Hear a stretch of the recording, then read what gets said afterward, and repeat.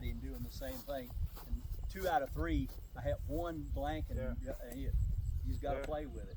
Yeah. Let me mention a couple things while we brought that up, just for help that Warren said. I'm glad he did. So first is the cocked hat. So if you notice, the middle of the hat needs to be kind of over your left eye, not so that you have room for your gun to left shoulder arms. Okay.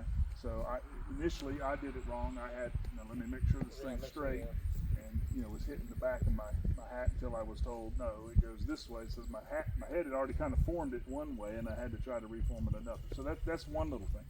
Second thing is that he's mentioning about the powder in the pan, and we found out a little bit of that down this at the Battle of Elizabethtown. Less is more in the pan, I have found out. It does not take a lot in your pan to get the flash you need for the gun to go off. As a matter of fact, you're much more likely to have a misfire if you overfill the pan and have too much powder, because the powder actually can block your vent hole, your touch hole, and then the flash won't go in. And it is an art, like Bob said, because most of these muskets, the location of that touch hole varies. Some of them are more near the top of the pan, some of them are almost at the very bottom of the pan. So you have to practice with your musket and find out the sweet spot to how much powder you need in your musket to make that go off. Okay, so I have found in the 2 muskets that I use, less is more. When I initially started, I was putting too much powder in the pan, and I was having many more misfires than what I have now. So just remember that when you put it in there, that you don't need a lot of powder in the pan. And we're going to shoot here in a minute, and you'll find out, you'll kind of see that. But let me just mention that as we're going on that thing. I want to get this thing kind of rolling because I am concerned about the weather, and I think we could do some more of maybe going over how to roll cartridges and stuff if we have time at the end, if the weather will hold off for us. Okay. So can I say something real sure, quick go ahead. while you're looking for that? When we got Stephen McKee came down, I know you were here that day for that, to certify some of our members and to certify Scott and I certified instructors, so to speak. And the idea being is that he wants to get as many people throughout the state certified in black powder musket that want to get certified. And I think he has a grand scheme of thought in mind that maybe in 26, when we have big Congress, something could happen. That's not long. It's just around the corner. That's only 8 months away. I know. And then John Elliott, I'm sorry he couldn't make it today, being he's the adjutant color guard for this region, would be the one that would kind of coordinate everything musket-wise. And hopefully we would put together a schedule of things going on in the eastern part of North Carolina, that if you had time to attend those things, like the Statia Day and the Bill of Rights Day. And anytime we look for any moment to go out and have fun and shoot, kind of a thing. And then like you say, to spread the word about the organization and what we're all about. I got to tell you, you do that, and your phone will not stop ringing off the hook. They'll want you to come out and shoot and be in color dress. And what else do you have to do to be an instructor? So we'll get with us at the end. Okay. I know you're wanting to help with that, and that'll be great, and we'll go over that with you. So anyway, that's why we're here, and that's what this is all about. That's something. So as Bob was saying, just in the last couple of weeks, myself and a couple of the other guys that have done different, like the Jones County Heritage Festival, we went out there and we shot muskets at the Jones County Heritage Festival. And they had a John Lawson Day. John Lawson was a pre-colonial guy that documented, and if you've ever seen any of the drawings of early North Carolina animals and Indian trails and stuff like that, John Lawson's the one that drew that. There's Lawson's Creek, you go to Washington, there's Lawson Road, there's so there's a lot of stuff with John Lawson. Well, John Lawson days in Grifton, we went out there, a bunch of us, and shot there. They were shooting cannons, we were shooting muskets. So once your name does get out there, and the more you shoot, the better you're going to get. There's nothing worse, and we've all I've been there too, where you're very nervous about, do I know what I'm doing? Am I doing this right? And, getting misfires, not looking right. And one thing I'm probably going to repeat a couple times, all it's going to take, and we had one of these incidents happen about a year ago, is one mistake, and it's going to ruin it for all of us, because there's liability with this. We're shooting weapons, there's black powder involved, And the mistake that happened about a year ago, most of you probably heard this, and we'll go over our procedures with this. Somebody who was not with the SAR walked up, wasn't pre-checked in, just was dressed appropriately, so he just joined in on the firing line. He rammed his ramrod down, forgot to pull it out. Luckily it was a wooden one, it wasn't a metal one. And when they fired, he shot his ramrod and hit somebody with his ramrod. Okay, once everybody, oh my God, what's going on? We didn't follow procedures pre-check. The guy wasn't a certified person. He wasn't even with the SAR. And so there was a lot of things, and we'll go over, we don't pull our ram. Once we check we drop our ramrods to ting the bottom of the barrel to make sure that we never pull the ramrod again in our procedures. So that was totally a mess. But you could see where that's a situation where that happens again, we're probably not going to be able to fire any place because people just aren't going to want the liability if instead of hitting somebody in the leg, it hit them in the face or the eye or something like that would ruin it for all of us because might lose our national insurance. We could. So right. It's extremely important, even though we're not shooting any kind of ball and we're not doing any kind of stuff. They are still weapons. We still need to follow, as I'm sure everybody who's in law enforcement and the military knows. We don't go around pointing the barrel at people haphazardly. We make sure when we're firing in a way, in a safe place, everybody's behind us. We still have to follow these rules. And even though there are people who may be kind of in charge, this is a volunteer group, so nobody's like, hey, you, get in line! We're not doing that. And so please make sure that we're working together to make this something that we can do. Okay, so that's kind of that part. To go over really quick, page 7 in the handbook, this is the North Carolina handbook for the color guard and our procedures. Okay, and I'm just going to read some of this straight from the book. Okay, black powder procedures. Use of firelocks and or field artillery on certain occasions. A musket fire or artillery salute is deemed appropriate and shall be conducted according to the following guidelines. All participants must be insured and the property owner provided a copy of the certificate of insurance if requested.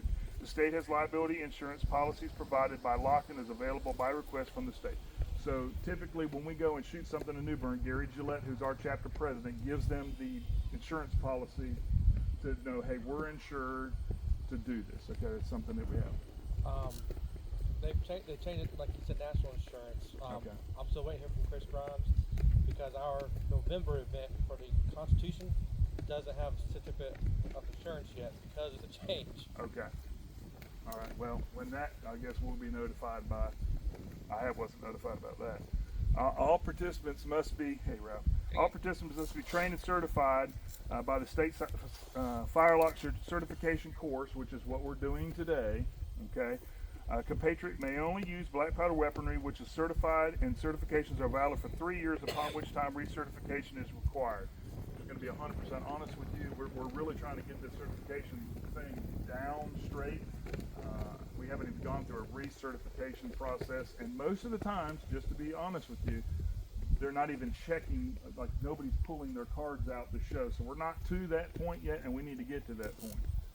It does bother me when we go by because, like right now, most of the times we do something, people don't have. You can sit in either of those chairs, Ralph. That's Okay. mine. All right, thanks.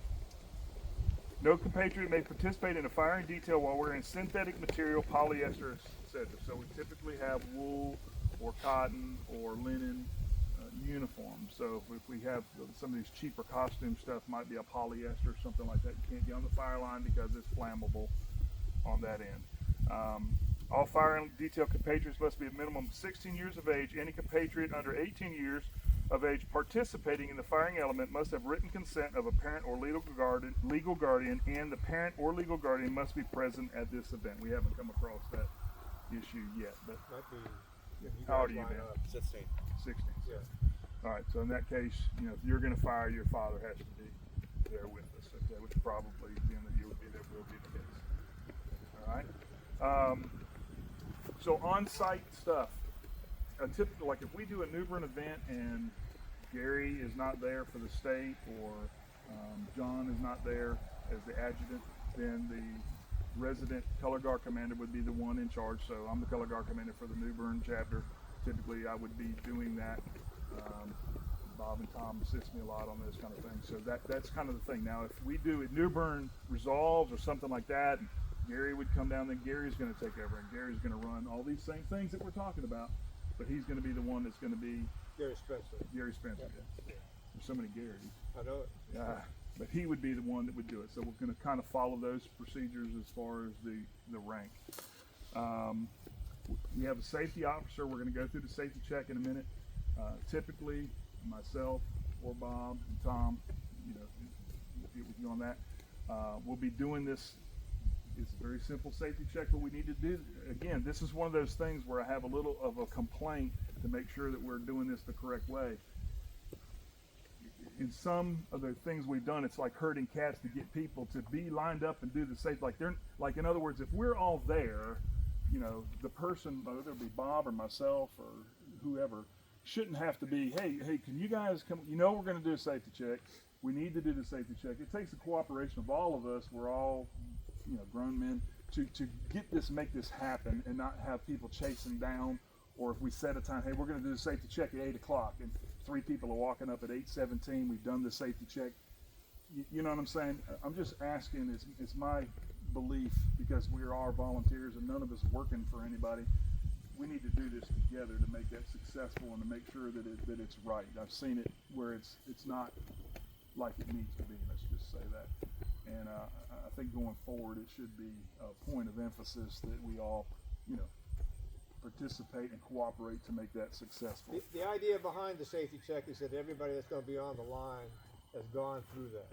If somebody has not gone through that and they show up 5 minutes before the line, then you probably have to have, then either you've got to take time out, take them through the safety check, or you're going to say you can't shoot. Kind of a thing. So for an event, we need to plan to be at the event 45 minutes early or 30 minutes early? We typically have been 30 minutes early, 30 minutes. and we do the safety check. But it has happened numerous times where somebody comes rolling up, and it can happen. I mean, I understand things can happen, but obviously this should be the rare occurrence, not the regular occurrence. And I can tell you from this chair, it makes it a whole lot better if everybody just, if we all just line up and, okay, I'm ready for my safety check. How much easier and quicker is that than 3 are over there and 4 are over there, and we're trying to get everybody together and holler at them and this kind of stuff. And then, I'm not saying this would happen in this group, but I have seen it happen. I've seen people quit our chapter. He yelled at me. He said something loud to me. Okay, You're bullying me. Yeah, you're bullying, and this kind of stuff. Oh, I got one here. Yeah. Speak up. Jack's got it. But you know what I'm saying. As silly as that sounds, I have seen that happen. Okay, so, and I have a big loud voice anyway. And I've had people, you're yelling at me. No, I'm not. I'm just talking loudly to you, and we need to get this going. It's time to go. Let's move. And that kind of thing. Okay, so to avoid all that, let's just do what we need to do to have the safety check down. And I can tell you the public doesn't want to see all that in this organization either. That's right. Exactly right. We have to be professional. If you played on a sports Exactly team, right, if you've been in a marching band, if you're a military drill, you practice like you play. That's kind of how you don't magically get it together on the day. So that's an excellent point. And Steve McGee's even doing safety checks when there's not even a shooting organized for that event, just because there's a musket on That's site. on site. That always should happen. If you bring a fireable musket on site, it needs to be safety checked. We were up at the George Washington Tomb Vigil a month or so ago, and one of the guys there last year, they have a big sutlers thing where they've got all kinds of affair out there, and it was late in the day, and the police actually came up and arrested him because he had a weapon. Ooh. And he said, wait a minute, I'm covered under the SAR. No, it's after 5 o'clock. You're no longer covered. And people were actually complaining that, and they were looking at me suspicious because I was carrying that around up there, and I'm going, So be careful, because there's a lot of people out there who are terrified of guns. Yeah. In state parks and stuff, they have separate rules than we have. And when we do our events in New Bern and we have Union Point Park or stuff, we've cleared it through the police department and everything. We don't just walk out there and start shooting weapons. Right. It's all been cleared before it happens. Okay, so. But if you go to a national park or a state park, you have to be certified by somebody that knows the national park or has the authority to endorse you under the National Park Service standards. Now, we follow those standards in our color guard book. The commands may not be exactly like it is, but it's just still to the same standards. But we're just not certified with that. The only thing I can think of that's different on that is like in ours, when we cast about after we've done our pen and we cast about, typically like this in a state park, you have to ground the weapon when you do it. So that is one thing that's different there. We typically don't ground it. Okay, let me read these real quick. As we mentioned, 30 minutes prior to the beginning of the event is when we're going to do the safety check. Late arrivals may only be permitted with the express permission of the color guard commander, will be the exception rather than the rule. The safety officer under supervision of the color guard commander will perform a safety inspection of firearms prior to the beginning of the ceremony. Ensure the physical and mental alertness of each firing guardsman for safety handling of their firelocks. This includes verifying guardsman is not under the influence of any substances that may adversely affect his physical or mental alertness. That goes without being said, really. We mentioned about the synthetic fibers. Ensure the guardsman's cartridge box is empty. So this is something that, you know, we don't want to bring, when we make our cartridges, we will check the cartridges, and that some things like the Tryon Palace, they provide the cartridges for you. So you do show up with an empty one. Now, typical New Bern events, everybody's rolled their own cartridges, but we'll check the cartridges to make sure that a cartridge, and we'll look at them in a second, but the cartridge, you know, looks like this, and obviously doesn't have a ball on the end of it, okay? So that it's just black powder. So we'll check and make sure how many cartridges we need to have. Some people roll a paper wad on the end of the represent a ball, like the first colonial line. They do that, but we don't need Like to do that.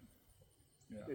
It's just a ball of paper, but Yeah. you have to feel it to make sure. That's right. But we just don't, the SAR does not do that. So don't bring anything representing a ball. We're not going to have any lead in our pouches, anything like that on site. We're only going to have the cartridges wrapped with black powder, and we'll say beforehand how many cartridges you're going to need. We're going to do 3 shots, have 3 cartridges. We'll check those cartridges to make sure we're good on that, okay? Physical examination of the firelock for excessive corrosion and mechanical soundness. This physical examination shall ensure a properly installed and secured flash guard.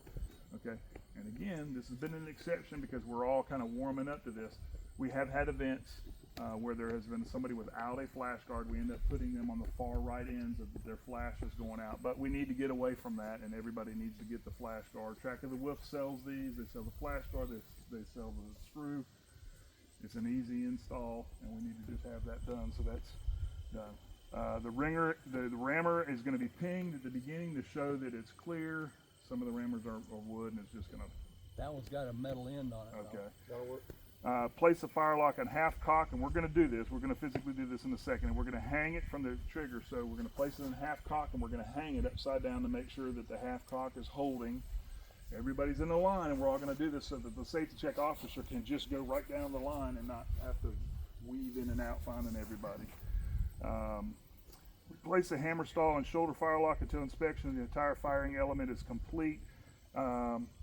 Place firelock on full cock, close the frizzen, point it at the ground, and ensure adequate spark from flint to ensure pan ignition. I have not actually seen this done. It's here. My feeling on this one is make sure you got a good flint in there and it's sparking, because the more times you pull the trigger and do your flint, you can actually chip it at that time. That you could be about to shoot and we do that, and now I've chipped my flint, and I don't think any of us are professional nappers. So my advice is make sure, we will check to make sure the flint is tight in there, and there's nothing loose about the lock mechanism, but we don't typically do the everybody fire at the ground portion. And the last thing, which I have not seen done yet, but I know we need to get to this, is validate the color guardsman certificate credential for rifle, musket, or pistol certification as appropriate, which we're doing the rifle musket today. Okay, and there's just a little card I carried in my wallet. You pull it out and show that I'm certified to do the firing. Okay. Any questions on any of that? Did we miss anything? We're going to go over the simple commands, and we're going to go over the loading of the weapons and a safety check. So let's do a safety check. So if everybody wants to grab a musket, and if you don't have a musket, By the way, Wayne, is it Wayne? That's Warren. Warren. This is how you get away from the cocked hat you wear. Hey Warren, this is how you get away from the cocked hat. Yeah, there You ain't gotta worry about it. Jack gonna grab two, one for him and one for Turner. Okay.